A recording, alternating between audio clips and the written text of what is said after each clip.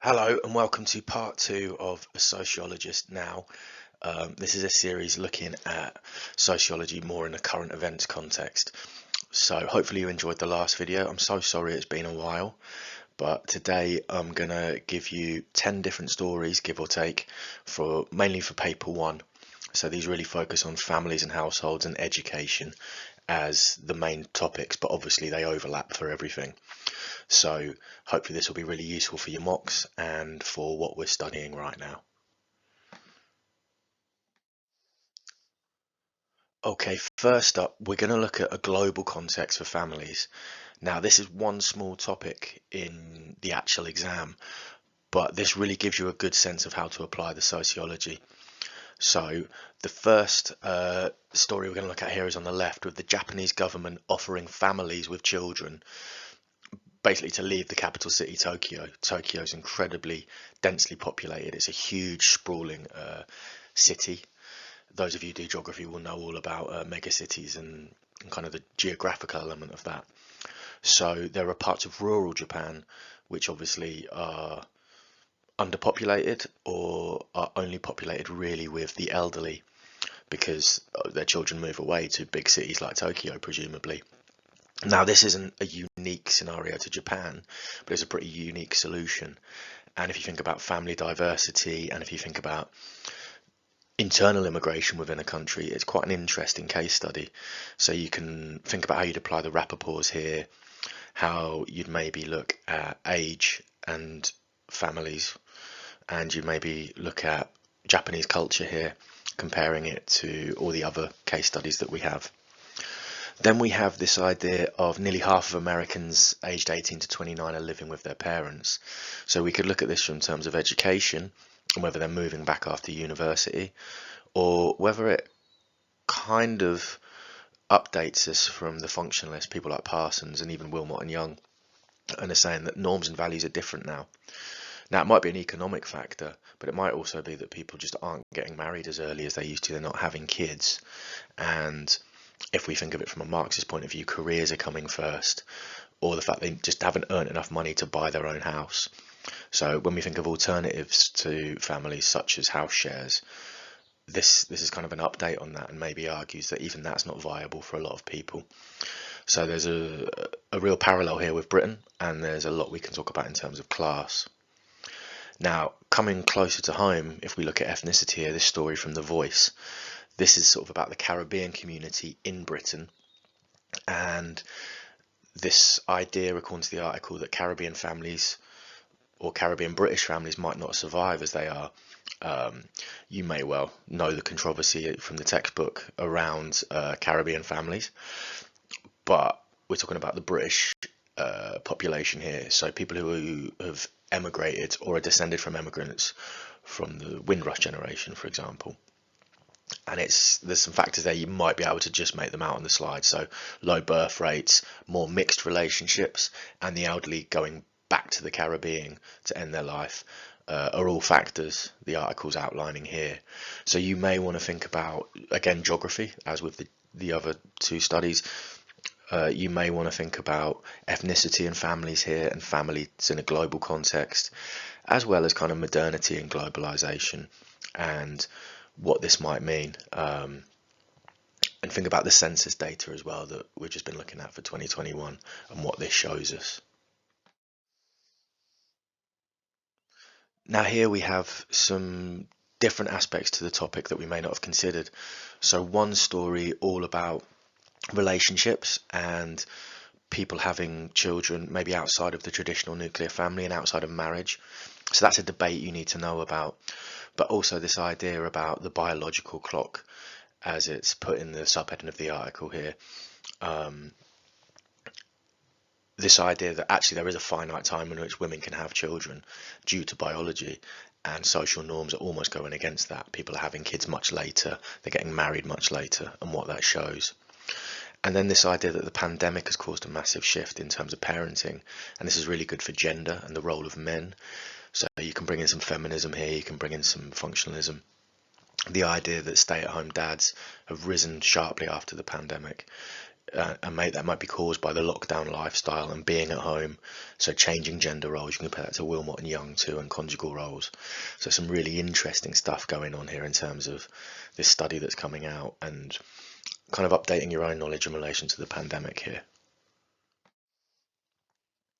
Staying on the idea of the pandemic here, we're moving into education, and this is a interesting thing for us to look at.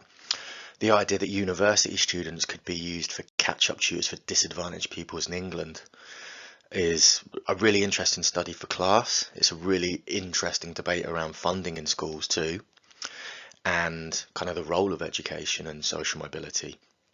So think about the type of kids that would be disadvantaged versus those that would go to university, and why those university people would give up their time for free to tutor people as volunteers.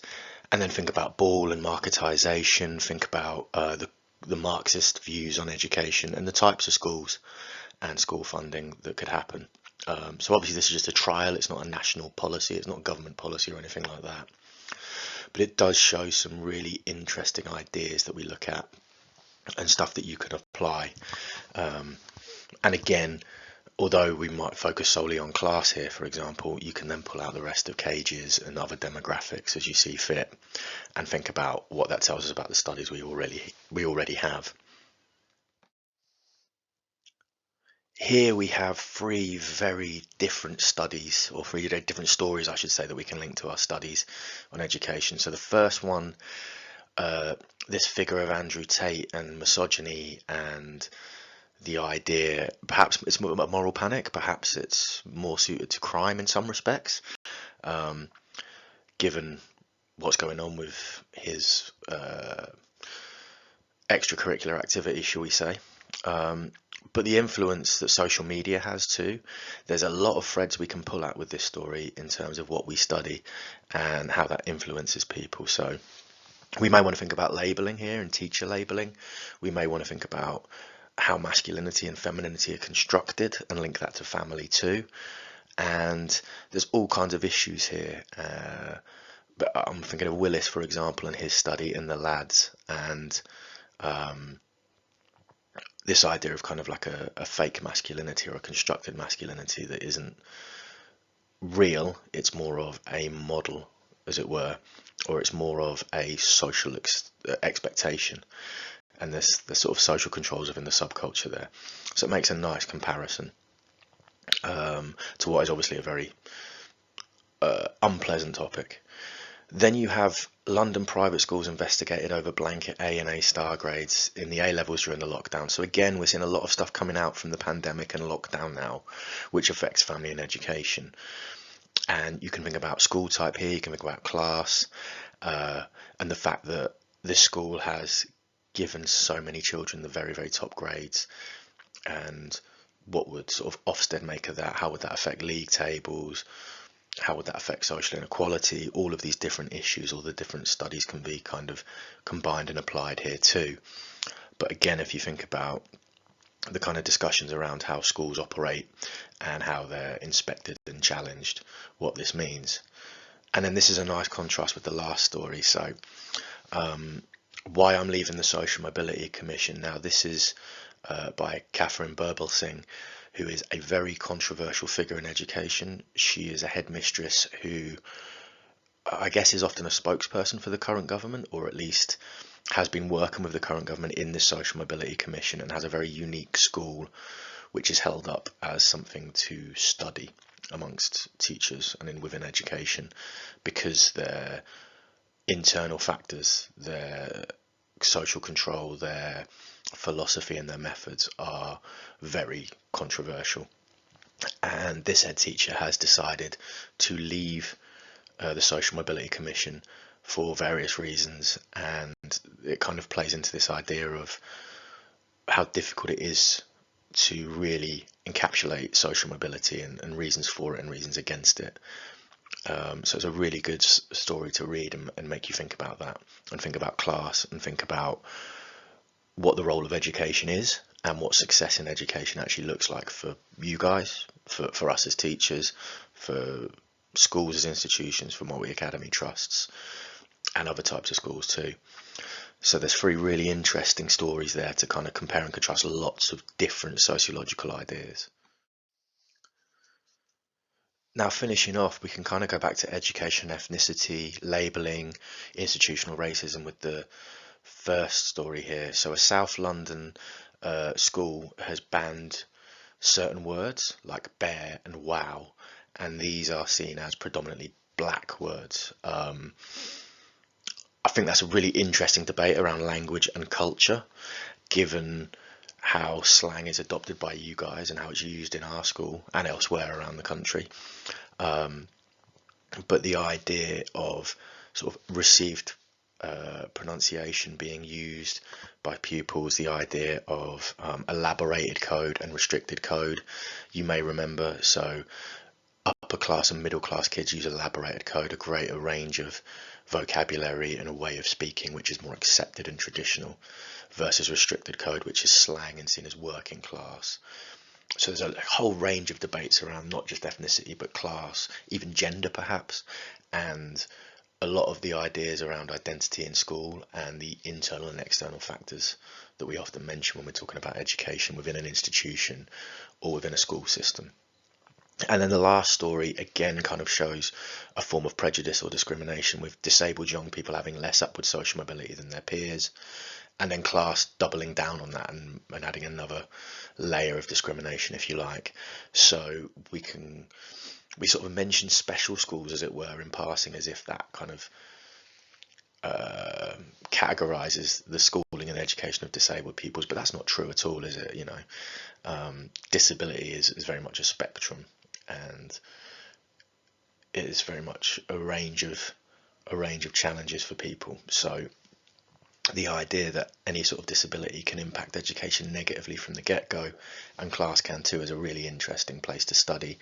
And if you can think about that and compare that to what we've done in class, that will really help you with some debates as well. So we've covered a lot here in very kind of skim detail, really. I'll leave all the links to the stories with you so that you can read them in your own time and pull out more detail for those that interest you, for those that will help you revise, for those that will help when you write essays, etc., etc. If you have any questions, please contact me below through the comments. Please contact me via email or on the Google Classroom, as you know how to, and hopefully we can discuss that in class too. Thank you very much.